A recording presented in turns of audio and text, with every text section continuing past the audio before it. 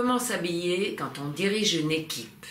On est en 2018, 50 ans après mai 68.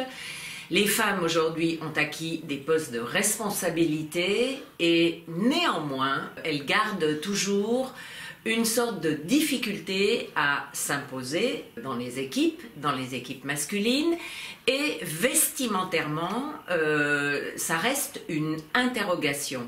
Il suffit de voir comment Cécile Duflot s'est fait huer à l'Assemblée parce qu'elle portait une très jolie robe avec des fleurs, pour se rendre compte que les esprits n'évoluent pas si vite. Alors, une femme comme Christine Lagarde, qui a une distinction naturelle et qui a décidé une fois pour toutes de jouer le côté un peu Chanel avec les cheveux courts, blancs, très classiques, rigides, elle peut s'imposer sans problème, mais dans beaucoup d'entreprises, on est un petit peu dans l'incertitude.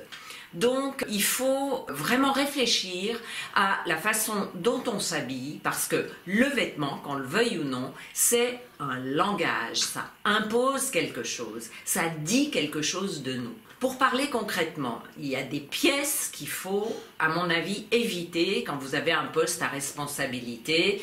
C'est par exemple les grands décolletés, les bijoux clinquants, les jupes très mini. Il n'y a que Mercedes Erra, grande patronne de la publicité, pour avoir osé porter des jupes ultra mini, mais elle, c'est une très grande patronne et qui est vraiment très autoritaire, qui a énormément de culot. Elle a fait progresser la cause. Mais enfin, en règle générale, il vaut mieux éviter la jupe mini. Ne pas non plus s'imposer des talons qui rentrent dans les obligations machistes d'une fille qui doit être sexy.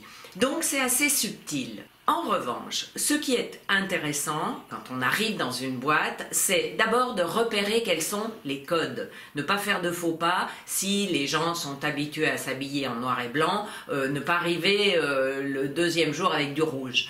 En revanche, essayez d'imposer quelque chose qui soit vous-même, c'est-à-dire un bijou original qui attire un peu l'œil, mais qui ne soit pas clinquant.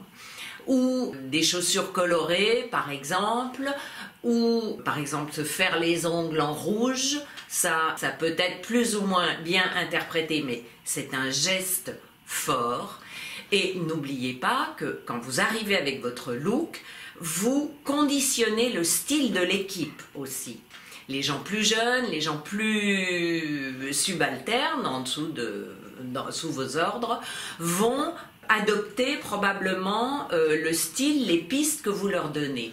Donc, il faut vraiment réfléchir. Quand vous dirigez une entreprise ou une équipe, en particulier des équipes masculines, il faut vraiment à la fois cultiver une forme de féminité parce que vous n'êtes pas un homme, donc vous ne jouez pas le costard, la rigidité, le côté armure, ça c'est dépassé, mais en même temps, il faut inspirer le respect. Et si vous manquez un petit peu de force et d'autorité pour l'inspirer, le vêtement, ça peut aider énormément.